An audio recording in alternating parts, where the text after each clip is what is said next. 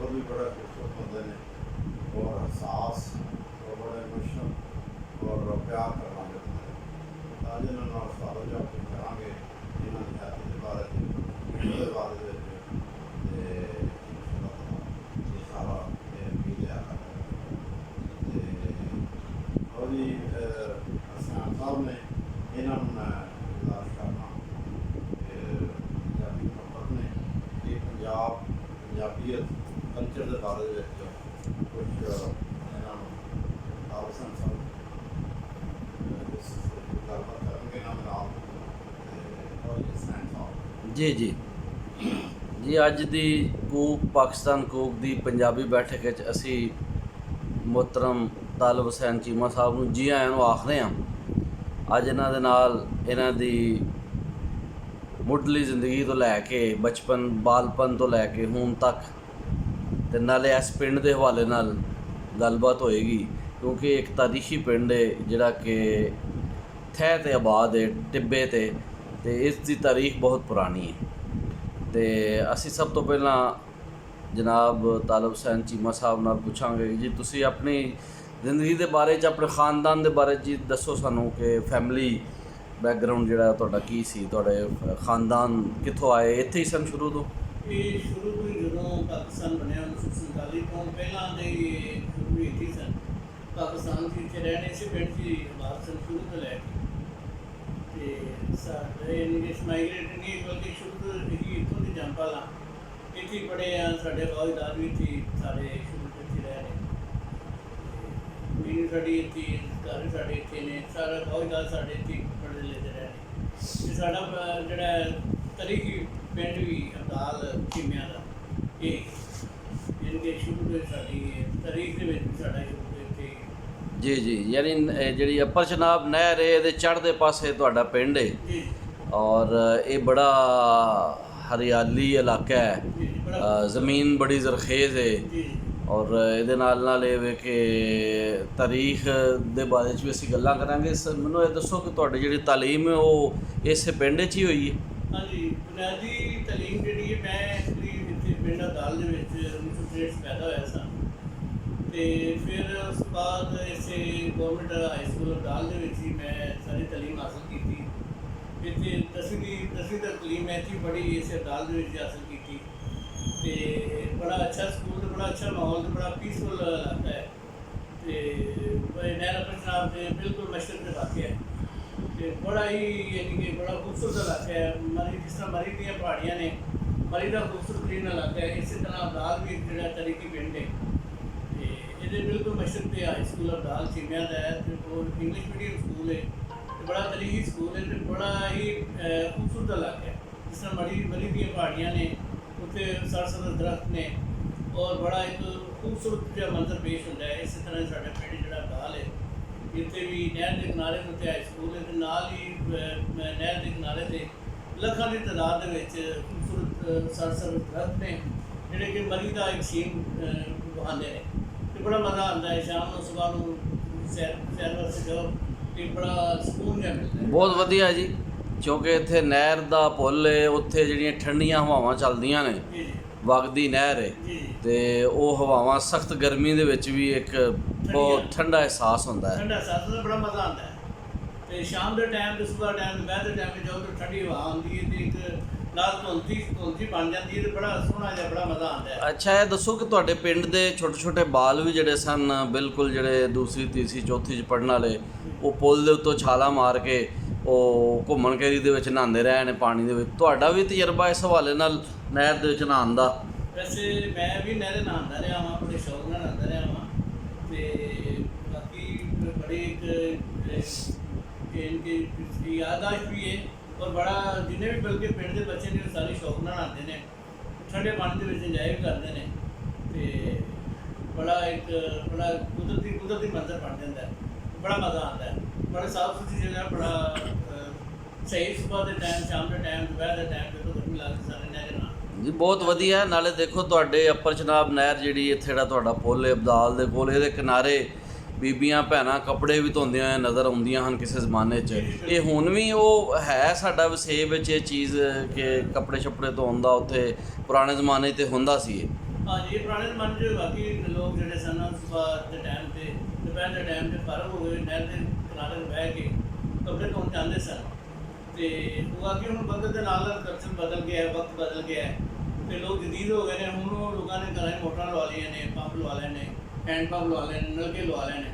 ਇਹਦੀ ਵਜ੍ਹਾ ਤੋਂ ਸਹੂਲਤਾਂ ਘਰਾਂ 'ਚ ਮਿਲ ਗਈਆਂ ਨੇ ਤੇ ਉਹ ਫਿਰ ਲੋਕ ਹੁਣ ਘਰਾਂ ਦੇ ਵਿੱਚ ਆਪਣਾ ਜਿਹੜਾ ਹੈ ਬਹੁਤ ਵਧੀਆ ਜੀ। ਤੇ ਦੇਖੋ ਜੀ, ਇਹ ਜਿਹੜਾ ਘਰਾਂ 'ਚ ਵੀ ਨਲਕੇ ਲੱਗ ਗਏ ਨੇ ਤਾਂ ਪਾਣੀ ਤੇ ਠੰਡਾ ਨਹਿਰ ਦਾ ਹੀ ਆ ਰਿਹਾ ਹੈ ਹਾਂਜੀ ਹਾਂਜੀ ਔਰ ਘਰਾਂ 'ਚ ਵੀ ਪਾਣੀ ਬਹੁਤ ਠੰਡਾ ਹੈ। ਜੀ ਜੀ ਬਿਲਕੁਲ। ਅੱਛਾ, ਇਹ ਦੱਸੋ ਤੁਹਾਡੀ ਕੋਈ ਯਾਦਗਾਰ ਸਕੂਲ ਦੇ ਹਵਾਲੇ ਨਾਲ। ਆਖਰ ਸਕੂਲ ਤੁਸੀਂ 10 ਜਮਾਤਾਂ ਇੱਥੇ ਕੀਤੀਆਂ ਨੇ ਗਵਰਨਮੈਂਟ ਹਾਈ ਸਕੂਲ ਅਬਦਾਲ ਵਿੱਚ, ਜੀ ਤੇ ਤੁਹਾਡੇ ਪਸੰਦੀਦਾ ਉਸਤਾਦ ਕੌਣ ਸਨ ਇੱਥੇ? ਸਾਡੇ ਜੀ ਪਸੰਦੀਦਾ ਉਸਤਾਦ ਜਿਹੜੇ ਸਨ ਮਾਸਟਰ ਹੁਸੈਨ ਸਾਹਿਬ ਸਨ। ਉਹਨਾਂ ਨੇ ਪੰਜਾਬ ਦੇ ਵਿੱਚ ਟਾਪ ਕੀਤਾ ਸੀ, 골ਡ ਮੈਡਲਿਸਟ ਸਨ ਪੰਜਾਬ ਦੇ ਵਿੱਚ। ਉਹਨਾਂ 1971 ਦੇ ਵਿੱਚ 골ਡ ਮੈਡਲ ਲਿਆ ਸੀ ਤੇ ਉਹ ਲਾਹੌਰੋਂ 골ਡ ਮੈਡਲ ਲੈ ਕੇ ਆਏ ਸਨ ਤੇ ਉਹਨਾਂ ਨੂੰ ਮਿਲਿਆ ਸੀ। ਪੂਰੇ ਪੰਜਾਬ ਉਹਨਾਂ ਨੇ ਟਾਪ ਕੀਤਾ ਸੀ। ਮੇਰੇ ਸਭ ਤੋਂ ਪਸੰਦੀਦਾ ਉਸਤਾਦ ਵੀ ਉਹ ਨੇ ਤੇ ਬੜੇ ਹਾਈਲੀ ਐਜੂਕੇਟਡ ਸਨ ਤੇ ਬਹੁਤ ਹੀ ਨਾਈਸ ਤੇ ਬੜੇ ਤਲੀਮ ਯਾਫਤਾ ਤੇ ਬੜੇ ਹੀ ਮਤਲਬ ਕਾਬਿਲ ਉਸਤਾਦ ਸਨ। ਸੂਫੀ ਅਖਤਰ ਸਾਹਿਬ ਕੋਲ ਪੜ੍ਹੇ ਤੁਸੀਂ? ਜੀ ਜੀ, ਸੁਫੀ ਅਖਤਰ ਸਾਹਿਬ ਸਾਹਿਬ। ਮੈਂ 2-3 ਕਲਾਸਾਂ ਨਾਲ ਕੋਲ ਪੜ੍ਹੇ ਹੋ। ਜੀ, ਪਹਿਲੀ ਜੀ। ਕਲਾਸ ਸ਼ਾਇਦ ਤੁਸੀਂ ਪਹਿਲੀ ਕਲਾਸ ਫਿਰ ਉਸ ਤੋਂ ਹਾਂਜੀ ਹਾਂਜੀ ਪਹਿਲੀ ਕਲਾਸ, ਫਿਰ ਉਸ ਤੋਂ ਬਾਅਦ ਸ਼ਾਇਦ ਦੂਸਰੀ, 6ਵੀਂ, 7ਵੀਂ ਜੀ ਤੇ ਉਹਨਾਂ ਦਾ ਵੀ ਬੜਾ ਨਾਂ ਸੀ ਜੀ। ਅਖਤਰ ਸਾਹਿਬ ਦਾ। ਜੀ ਤੇ ਉਹ ਵੀ ਮਤਲਬ ਖਾਸ ਮੈਥ ਪੜ੍ਹਾਉਂਦੇ ਨੇ। ਤੁਹਾਡਾ ਬੜਾ ਪਿਆਰ ਨਾਲ ਮਤਲਬ ਕਈ ਵਾਰੀ ਉਹ ਛੋਟੀ ਬਿਸ਼ਕ ਮਾਰਦਾ ਕਰਦੇ ਨਾ, ਉਹ ਤਾਂ ਮੈਨੂੰ ਯਾਦ ਹੈ ਹਾਂਜੀ ਸਿਰ ਹਾਂਜੀ ਇਮਤਿਹਾਨਾਂ ਦੇ ਵਿੱਚ ਵੀ ਥੋੜਾ ਬਹੁਤ ਬੜੇ ਉਹ ਮਤਲਬ ਹਰਫ ਮਾਸ਼ਾਅੱਲਾ ਬੜੇ ਹਮਦਰਦ ਜ਼ਿੰਦਾ ਦਿਲ ਬੰਦੇ ਸਨ। ਬਹੁਤ ਅੱਛੇ ਟੀਚਰ ਸਨ ਸੁਫੀ ਅਖਤਰ ਸਾਹਿਬ ਤੇ ਹਲੇ ਵੀ ਹੈ ਮਾਸ਼ਾਅੱਲਾ ਬੜੇ ਕਾਬਿਲ ਟੀਚਰ ਨੇ ਤੇ ਉਹਨਾਂ ਬੜੀ ਮਿਹਨਤ ਨਾਲ ਸਾਨੂੰ ਪੜ੍ਹਾਇਆ ਸੀ ਤੇ ਬੜੇ ਹੀ ਸ਼ਫਕਤ ਦੇ ਨਾਲ ਪਿਆਰ ਮੁਹੱਬਤ ਨਾਲ ਪਿਆਰ ਵੀ ਕਰਦੇ ਹਨ, ਲੇਕਿਨ ਸਖਤੀ ਵੀ ਜ਼ਾਹਰ ਹੈ ਬੱਚਿਆਂ ਵਾਸਤੇ ਥੋੜ੍ਹੀ ਹੁੰਦੀ ਹੈ ਤੇ ਜਦੋਂ ਜ਼ਰੂਰਤ ਪੈਂਦੀ ਤੇ ਉਹ ਸਖਤੀ ਵੀ ਕਰ ਲੈਂਦੇ ਹਨ। ਤੇ ਲੇਕਿਨ ਇਹ ਮੈਂ ਸਮਝਣਾ ਕਿ ਸੁਫੀ ਅਖਤਰ ਸਾਹਿਬ ਦੀ ਮਿਹਨਤ ਨਾਲ, ਮਾਸਟਰ ਨੂਰ ਹੁਸੈਨ ਸਾਹਿਬ ਦੀ ਮਿਹਨਤ ਨਾਲ ਤੇ ਕਾਜ਼ੀ ਸ਼ੌਕਤ ਸਾਹਿਬ ਦੀ ਮਿਹਨਤ ਨਾਲ ਤੇ ਹੋਰ ਵੀ ਟੀਚਰ ਬੜੇ ਕਾਬਿਲ ਟੀਚਰ ਸਨ। ਅਸੀਂ ਉਹਨਾਂ ਦੀ ਮਿਹਨਤ ਨਾਲ ਫਿਰ ਅਸੀਂ ਮਤਲਬ ਅੱਜ ਇਸ ਮੁਕਾਮ 'ਤੇ ਬੈਠੇ ਹਾਂ, ਅੱਜ ਅਸੀਂ ਕਾਮਯਾਬ ਆ। ਬਲਕਿ ਤੁਸੀਂ ਕਹਿ ਲਓ ਕਿ ਜਦੋਂ ਮੈਨੂੰ ਉਹਨਾਂ ਪੜ੍ਹਾਇਆ ਤੇ ਉਹਨਾਂ ਮਿਹਨਤ ਕਰਾਈ ਤੇ ਮੈਂ ਤੇ ਸਮਝ ਲਓ ਕਿ ਨਾ ਕਾਬਿਲ ਤੇ ਨਹੀਂ ਸਾਂ, ਲੇਕਿਨ ਉਹਨਾਂ ਮੈਨੂੰ ਮਿਹਨਤ ਬੜੀ ਕਰਾਈ ਤੇ ਫਿਰ ਮੈਂ ਮੈਟ੍ਰਿਕ ਕਰ ਗਿਆ ਤੇ ਮੈਟ੍ਰਿਕ ਕਰਨ ਤੋਂ ਬਾਅਦ ਮੈਨੂੰ ਸਮਝ ਲਓ ਕਿ ਬੜੀ ਖੁਸ਼ੀ ਹੋਈ ਇਸ ਗੱਲ ਦੀ ਕਿ ਮੈਂ ਪਾਕਿਸਤਾਨ ਏਅਰਫੋਰਸ ਦੇ ਵਿੱਚ ਐਜ਼ ਐਰੋਨੈਟੀਕਲ ਟੈਕਨੀਸ਼ੀਅਨ ਭਰਤੀ ਹੋ ਗਏ। ਭਰਤੀ ਹੋ ਗਿਆ ਤੇ ਫਿਰ ਉੱਥੇ ਪਾਕਿਸਤਾਨ ਏਅਰਫੋਰਸ ਦੇ ਵਿੱਚ ਮੈਂ ਫਿਰ 18 ਸਾਲ ਸਰਵਿਸ ਕੀਤੀ ਤੇ ਬੜਾ ਸਰਵਿਸ ਦਾ ਮਜ਼ਾ ਆਇਆ। ਬਲਕਿ ਮੈਂ ਦੂਸਰੇ ਸਾਫ਼ ਲਫ਼ਜ਼ਾਂ 'ਚ ਇਹ ਗੱਲ ਕਹਾਂਗਾ ਕਿ ਪਾਕਿਸਤਾਨ ਦੇ ਵਿੱਚ ਰਹਿੰਦੇ ਹੋਇਆ ਸਾਰੀਆਂ ਸਰਵਿਸਿਜ਼ ਅੱਛੀਆਂ ਨੇ। ਟੀਚਿੰਗ ਵੀ ਅੱਛੀ ਹੈ, ਪੁਲਿਸ ਦੀ ਲਾਈਨ ਵੀ ਅੱਛੀ ਹੈ, ਆਰਮੀ ਵੀ ਅੱਛੀ ਹੈ, ਨੇਵੀ ਵੀ ਅੱਛੀ ਹੈ, ਵਾਪਡਾ ਦੀ ਵੀ ਅੱਛੀ ਹੈ, ਸਾਰੀਆਂ ਸਰਵਿਸਿਜ਼ ਅੱਛੀਆਂ ਨੇ। ਲੇਕਿਨ ਅਗਰ ਕੋਈ ਪਾਕਿस्तान टॉप क्लास की सर्विस है तो उन्होंने पाकिस्तान एयरफोर्स समझते ਵਧੀਆ। पाकिस्तान एयरफोर्स के मुकाबले एक सर्विस नहीं। पाकिस्तान की सारिया सर्विस में एक पास कटिया कर लो तो पाकिस्तान एयरफोर्स की सर्विस जी फिर भी टॉप। ਜਿਸ ਤਰ੍ਹਾਂ ਪਰਿੰਦਿਆਂ ਦਾ ਜੀ ਸ਼ਾਹੀਨ ਜਿਹੜਾ ਉਹ ਹਾਂਜੀ। ਸਭ ਤੋਂ ਉੱਚਾ ਮੁਕਾਮ ਹੈ। ਹਾਂਜੀ। ਇਸ ਤਰ੍ਹਾਂ ਸਾਰੇ ਮਹਿਕਮੇ ਦੇ ਵਿੱਚੋਂ ਵੇਖੋ ਜੀ ਵੈਸੇ ਵੀ ਫਲਾਈਂਗ ਕਰਦੇ ਹੋ जी ਹਾਂਜੀ, ਫਲਾਈਂਗ ਨਾਲ ਤਲਕ ਹੈ ਤੇ ਇਹਦਾ ਇੱਕ ਖਾਸ ਮੁਕਾਮ ਹੈ। ਬੜਾ ਬੈਠ ਦੀ ਜਾਂਦੇ ਜੀ ਵੇਖਿਆ ਜਾਏ ਜੀ। ਤੇ 에ਅਰਫੋਰਸ ਤੇ ਜ਼ਿਆਦਾ ਕਾਰਨਾਮਾ ਸੀ। हाँ जी ਇਹ ਪਾਕਿਸਤਾਨ 에ਅਰਫੋਰਸ ਵੇਖੋ ਜੀ ਸਾਡੇ 30-40 ਤਿਆਰੇ ਜਿਹੜੇ ਸਨ, ਹਿੰਦੁਸਤਾਨ ਦੇ 70 ਤਿਆਰੇ। ਹਾਂਜੀ। ਏਅਰ ਮਾਰਸ਼ਲ ਨੂਰ ਖਾਨ ਹਨ ਜਦੋਂ जी ਤੇ ਬੜਾ ਉਹਨਾਂ ਦਾ ਮਤਲਬ ਕਿ ਕੰਟਰੀਬਿਊਸ਼ਨ ਸੀ। ਜੀ। ਔਰ ਸਾਡੇ ਸ਼ਾਹੀਨ ਜਿਹੜੇ ਨੇ जी ਉਹਨਾਂ ਦਾ ਦੁਨੀਆ 'ਚ ਰਿਕਾਰਡ ਹੈ। ਐਮ ਆਲਮ ਜਿਹੜੇ ਸਨ ਜੀ ਸਕਾਡਰਨ ਲੀਡਰ ਰਿਟਾਇਰ ਹੋਏ ਸਨ जी ਤੇ ਪੰਜਾਬ ਦੇ ਸਨ, ਉਹਨਾਂ ਦੁਨੀਆ ਦੇ ਵਿੱਚ ਰਿਕਾਰਡ ਬਣਾਇਆ ਸੀ। जी ਔਰ ਇਹ ਧਰਤੀ ਨੂੰ ਬੜਾ ਮਾਣ ਹੈ ਜੀ। ਇਹ ਜਵਾਨਾਂ ਦੇ। ਤੇ ਤੁਹਾਡੇ ਭਾਈ ਇੱਕ ਆਰਮੀ 'ਚ ਵੀ ਰਹੇ ਨੇ ਤੇ ਉਹ ਅਮੀਨ ਸਾਹਿਬ ਉਹ ਵੀ ਕੁਝ ਦੇਰ ਜਿੰਨੀ ਕੈਦੀ ਰਹੇ ਨੇ। ਜੀ। ਉਹ ਤੁਸੀਂ ਉਸ ਦੌਰ ਦੇ ਵਿੱਚ ਬੜਾ ਕਰਮ ਦਾ ਦੌਰ ਸੀ। ਜੀ। ਯਕੀਨਨ ਇੱਕ ਸ਼ਿਕਸਤ ਹੋਈ, ਕਿਸ ਵਜ੍ਹਾ ਨਾਲ ਹੋਈ, ਉਹ ਇੱਕ ਬੜੀ ਲੰਬੀ ਕਹਾਣੀ जी ਹੈ ਹਾਂਜੀ। ਉਹ ਕੀ ਵਜ੍ਹਾ ਆਈ, ਇਸ ਤਰ੍ਹਾਂ ਮਤਲਬ ਕਿ ਅਸੀਂ ਫਾਲੋ ਨਾ ਕਰ ਸਕੇ ਕਾਨੂੰਨ ਨੂੰ ਤੇ ਉਹ ਇੱਕ ਅਸੀਂ ਸਾਡੇ ਦੂਰ ਸਨ। ਹਾਂਜੀ। ਉਹ ਜਿਹੜਾ ਉਹ ਕਰਮ ਦਾ ਦੌਰ ਹੈ ਸੀ ਨਾ ਵੀ ਅਸੀਂ ਤੁਹਾਡਾ ਕਲਾਸ ਦਾ ਉਹ ਜਿਹੜਾ ਤੁਹਾਡਾ ਭਾਈ ਜੋ ਉਹ ਤੁਸੀਂ ਕੋਈ ਐਸਾ ਕਰ ਸਕਦੇ ਹੋ ਕੀ ਜਜ਼ਬਾਤ ਸਾਨੂੰ ਉਹਦੇ ਤੋਂ ਚੱਲ ਰਿਹਾ ਹੈ।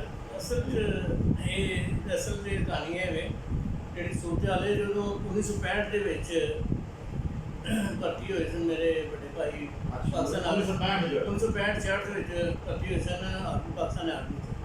ਤੇ ਤੇ ਉਹਨਾਂ ਇੱਥੇ ਸਾਰੀਆਂ ਟ੍ਰੇਨਿੰਗ ਕੀਤੀ ਤੇ ਨਾਲ ਹੀ ਕਿਉਂਕਿ ਬੰਗਲਾਦੇਸ਼ ਜਿਹੜਾ ਹੈ ਬੰਗਾਲ ਪਾਕਿਸਤਾਨ ਦਾ ਹਿੱਸਾ ਸੀ ਤੇ ਇੱਕ ਮਸ਼ਰਕੀ ਪਾਕਿਸਤਾਨ ਨੂੰ ਆਉਂਦੇ ਨੇ ਇਹ ਸਾਡੇ ਇਸ ਨੂੰ ਮਗਰਬੀ ਪਾਕਿਸਤਾਨ ਆਉਂਦੇ ਹਨ ਤੇ ਉਹਨਾਂ ਦੀ ਨਾਲ ਸਾਰੀਆਂ ਦੀ ਟ੍ਰੇਨਿੰਗ ਹੁੰਦਿਆਂ ਸਾਰੀ ਪਹਿਲੀ ਜਿਹੜੀ ਇਹ ਟ੍ਰਾਂਸਫਰ ਜਿਹੜੀ ਹੈ ਉਹ ਪਹਿਲੀ ਤਬਦੀਲੀ ਜਿਹੜੀ ਉਹ ਬੰਗਲਾਦੇਸ਼ ਹੋ ਗਈ ਢਾਕਾ ਤੇ ਢਾਕਾ ਉਹ ਇਹ ਨਹੀਂ ਕਿ 3 ਸਾਲ 4 ਸਾਲ ਉਹ ਢਾਕੇ ਰਹਿ ਜਦੋਂ ਭਰਤੀ ਹੋਏ ਨੇ ਪਾਕਿਸਤਾਨ ਆਰਮੀ ਦੇ ਵਿੱਚ ਉਹ ਸਟੇਟ ਤੋਂ ਲੈ ਕੇ ਟ੍ਰਾਂਸਫਰ ਹੋਣ ਤੱਕ ਔਰ ਉਹ ਜੰਗ ਲੱਗਣ ਤੱਕ 1971 ਦੀ ਜੰਗ ਲੱਗਣ ਤੱਕ ਉਹ ਯਾਨੀ ਕਿ ਮਗਰਬੀ ਪਾਕਿਸਤਾਨ ਨਹੀਂ ਆਏ ਮਸ਼ਰਕੀ ਪਾਕਿਸਤਾਨ ਦੇ ਜਦੋਂ ਉਹਨਾਂ ਦਾ ਨਾਮ ਪਿੰਡ ਦੇ ਹੋਰ ਵੀ ਸਮਝੀ ਕੋਈ ਸਾਥੀ ਉਹਨਾਂ ਦੇ ਨਾਲ ਇਹ ਪਿੰਡ ਕੋਲੀ ਆਦੂ ਸੀ ਅੱਛਾ ਇੱਥੋਂ ਦਾ ਸੀ ਬੰਦਾ ਸੀ ਉਹ ਵੀ ਉਹਨਾਂ ਦਾ ਉੱਥੇ ਅਰੈਸਟ ਹੋ ਗਿਆ ਸੀ ਇੱਕ ਆਪਕੀ ਨਜ਼ੀਰ ਸਾਹਿਬ ਦਾ ਬੇਟਾ ਸੀ ਹਾਂਜੀ, ਕੀ ਉਹ ਵੀ ਕੈਦੀ ਰਹੇ ਕੈਦੀ ਰਹੇ। ਮਤਲਬ ਕਿ ਇੱਥੋਂ ਜਵਾਨ ਜਿਹੜੇ ਸਨ ਉਹ ਮਤਲਬ ਕਿ ਵੇਖੋ ਜਿਹੜੀ ਉਹ ਰੈਜੀਮੈਂਟ ਸੀ ਪੰਜਾਬ ਰੈਜੀਮੈਂਟ ਪਾਕਿਸਤਾਨ ਬਿਹਤਰੀਨ ਰੈਜੀਮੈਂਟ ਹਾਂਜੀ ਤਾਂ ਲੇਕਿਨ ਇਹ ਵੇਖੋ ਜੇ ਸਪਲਾਈ ਬੰਦ ਹੋ ਜੇ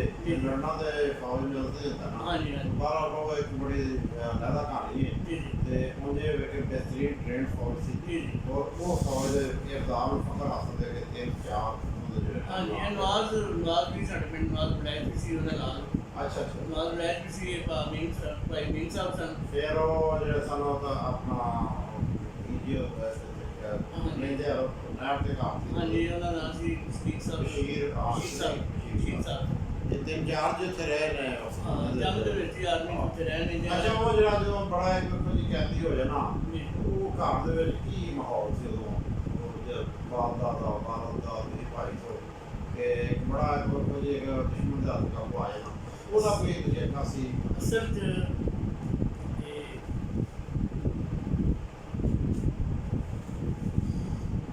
ਥੋੜਾ ਜਿਹਾ ਜਜ਼ਬਾਤੀ ਹੋ ਗਏ ਨੇ ਨਾਰਸਾਨ ਸਾਹਿਬ ਲੇਕਿਨ ਇਹ ਵਾਕਈ ਇੱਕ ਬੜੀ ਤਰ੍ਹਾਂ ਵਾਲੀ ਗੱਲ ਹੈ ਉਹ ਜ਼ਮਾਨੇ ਦੇ ਵਿੱਚ ਬੜਾ ਇੱਕ ਬੜਾ ਹੀ ਸੀਨ ਸੀ, ਬੜਾ ਔਰ ਅਫਸੋਸ ਲੋਕ ਸੀ। ਵੈਸਾ ਯਕੀਨ ਕਰੋ ਜਦੋਂ ਜੰਗ ਤੋਂ ਬਾਅਦ ਇੰਨਾ ਕਿਉਂਕਿ ਅਸੀਂ ਸਮਝਣਾ ਕਿ ਸਾਡੀ ਦੁਨੀਆ ਦੀ ਬਿਹਤਰੀਨ ਫੌਜ ਸਾਡੀ ਆਮ ਇਸਲਾਮ ਦੀ ਇਹ ਲੇਕਿਨ ਪਾਕਿਸਤਾਨ ਦੀ ਫੌਜ ਨੰਬਰ 1 ਫੌਜ ਹੁੰਦੀ ਹੈ ਦੁਨੀਆ ਦੇ ਉੱਤੇ ਪਾਕਿਸਤਾਨ 에ਅਰ ਫੋਰਸ ਵੀ Pakistan army navy number 1 force ਹੁੰਦੀ ਹੈ ਕੀਤੀ ਗਈ ਹੈ ਬਲਕਿ ਹੈ ਲੇਕਿਨ ਜਦੋਂ ਕਿ ਉਹਨਾਂ ਨੇ ਸਾਰੇ ਫੌਜ ਨੂੰ ਅਰੈਸਟ ਕਰ ਲਿਆ ਕਾਬੂ ਕਰ ਲਿਆ ਤਾਂ ਉਹਨਾਂ ਨੇ ਬਹੁਤ ਸਾਰੇ ਮਜ਼ਾਲਮ ਉਹਨਾਂ ਕੀਤੇ ਜ਼ੁਲਮ ਕੀਤੇ ਉਹਨਾਂ ਦੇ ਤਾਏ ਫੌਜ ਦੇ ਨਾਲ ਤੇ ਵੀਡੀਓਜ਼ ਜਿਹੜੀਆਂ ਸਨ ਉਦੋਂ ਰੇਡੀਓ ਦੇ ਉੱਤੇ ਟ੍ਰਾਂਸਮਿਸ਼ਨ ਆਉਂਦੀ ਸੀ ਤੇ ਬਹੁਤ ਮਤਲਬ ਉਹਨਾਂ ਇੰਡੀਆ ਨੇ ਜਿੰਨੇ ਜ਼ੁਲਮ ਹੋ ਸਕੇ ਨੇ ਫੌਜ ਉੱਤੇ ਕੀਤੇ ਸੀ ਤੇ ਉਹ ਨਕਾਬਲੇ ਅਖਲਾਕੀਆਤ ਦੀਆਂ ਹੱਦਾਂ ਉਹਨੇ ਤਰੋੜ ਛੜੀਆਂ ਛੋੜ ਛੜੀਆਂ ਤੇ ਉਹ ਨਕਾਬਲੇ ਬਰਦਾਸ਼ਤ ਹੈ ਬਹੁਤ- ਸੁਣਿਆ ਨਹੀਂ ਜਾਂਦਾ ਬਰਦਾਸ਼ਤ ਨਹੀਂ ਕੀਤਾ ਠੀਕ ਹੋ ਗਿਆ ਜੀ। ਅੱਛਾ ਜੀ, ਇਹ ਕੂਕ